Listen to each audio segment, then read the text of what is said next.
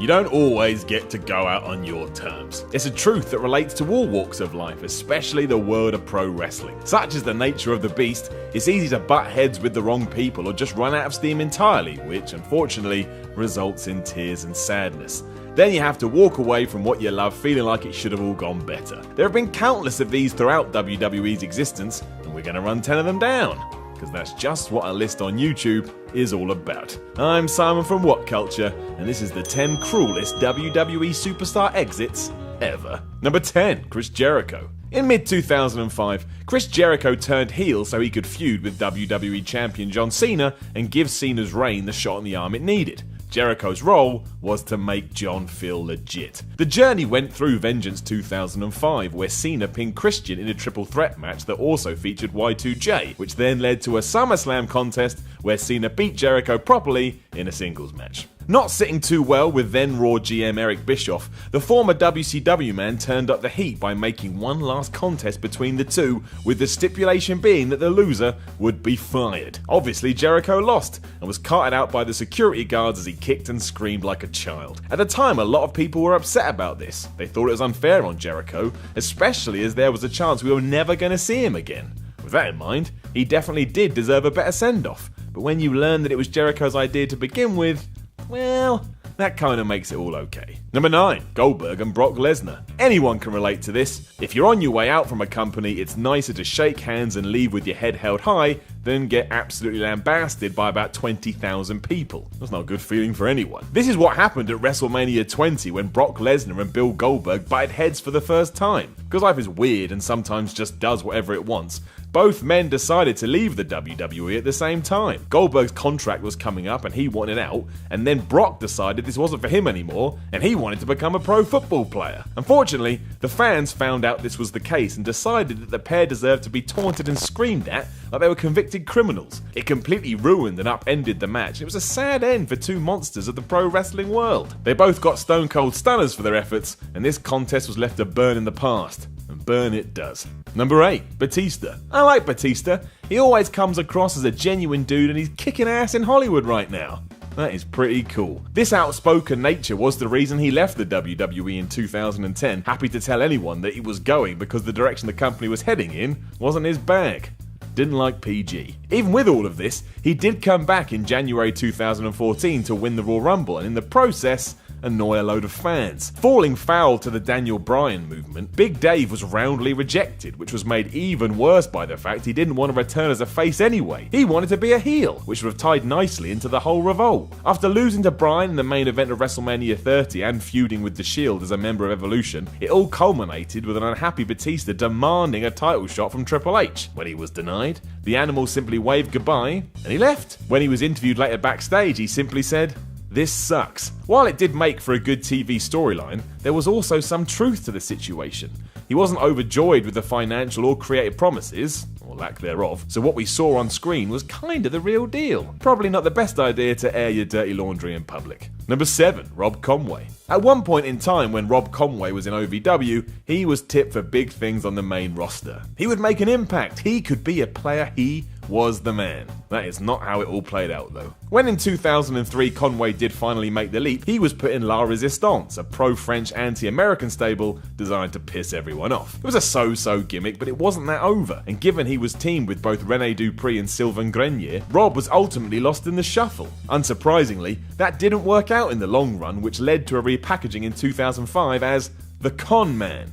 You know, because his name is Rob Conway, and a con man is an actual thing. Genius. Being told just to act super arrogant, the role soon morphed into a comedic one, which then, naturally, led to Rob going on a losing streak and then vanishing from Raw entirely. He did pop back up once to say if he couldn't beat Jeff Hardy he would quit, and when he lost, Vince McMahon appeared to fire his ass anyway. While he wasn't released from his contract for a few months, this was basically his real life firing from the main roster. Seems a bit mean, really. Number 6, Mark Mero. Man, Mark Mero, I bet he never anticipated the career he had, or at least what would happen when he arrived in the WWE in 1996. Accompanied by real-life wife Sable, any potential that officials saw in Mark was soon transferred across to her, and that was the beginning of the end for him.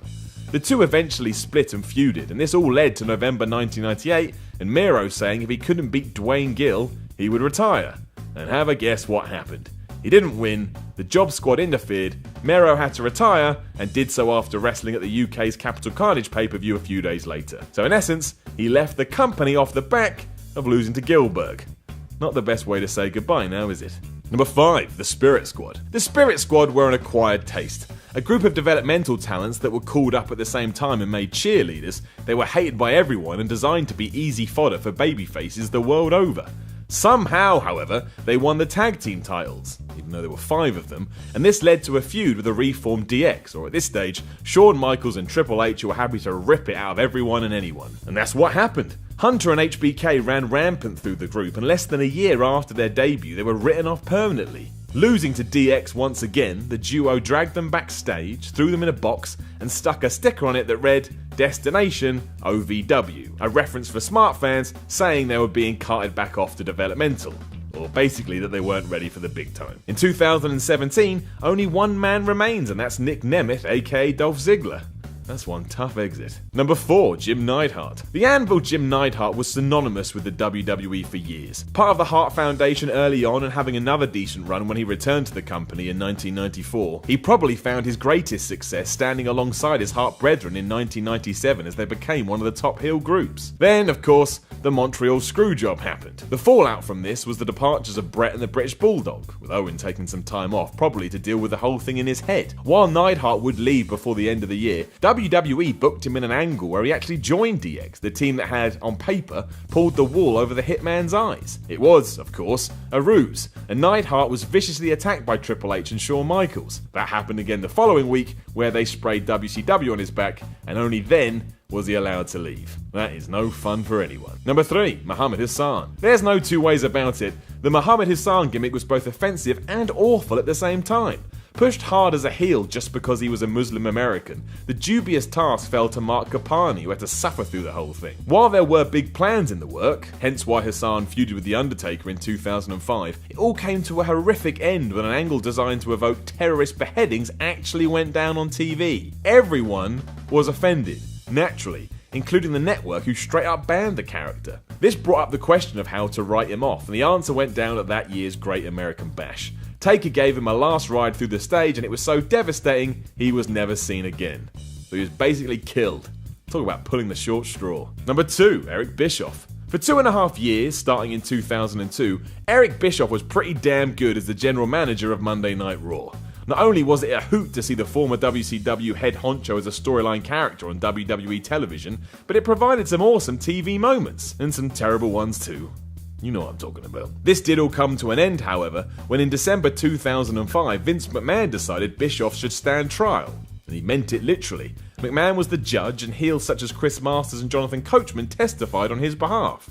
It was really weird. This all built up to the end of the show where Eric was summoned to the ring and swiftly fired. If that wasn't bad enough, Vince then threw him into a garbage truck. And I mean that literally as well. He was taken out with the trash, meaning he was the equivalent of rubbish. Excellent. Number 1, Bret Hart. Out of everyone who has ever left the WWE, none were as cruel or as well documented as Bret Hart. A loyal employee who had recently signed a 20-year contract in 1996, it all started to fall apart when McMahon realised he shouldn't have made that deal, and encouraged Hart to go and work for WCW instead. The sticking point, however, was the fact that Bret was the WWE champion at the time. Given their real-life feud, the Hitman didn't want to drop the title to Shawn Michaels, especially as their upcoming Survivor Series match was in Bret's Canadian backyard. Stories go that he was happy to lose it to anyone and anywhere, just not to HBK in Canada. On top of that, Hart had a creative control clause in his contract, so in his mind, this was all hunky-dory. But it was not hunky-dory at all. All of this eventually resulted in McMahon coming down to ringside during Bret vs. Shawn at Survivor Series 1997 and ringing the bell when the latter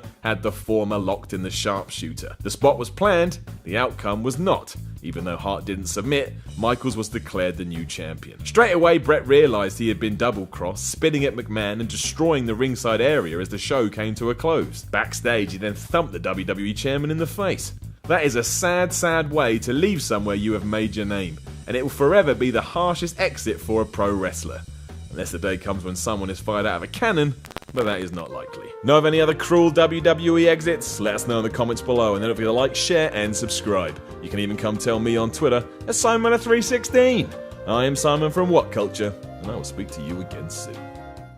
Hello, I'm King Ross. I've been asked to shield some merch, but since I don't get a cut of my own merch, I'm having nothing to do with it. So here's Hobo Joe to do it for me. Shield that merch, take this microphone. Hi, I'm Hobo Joe, and I've got some t-shirts. So we've got a Bullet Club one. It's Bullet Club, and the young bucks, nice and colourful there. You can get these signed at WCPW shows by all of your favourite wrestlers, and me, but you probably don't want that. That one now. Oh, this one. That's the Prestige. The World Cup for our lovely World Cup. What else? We've got Cody Rhodes. And the last one.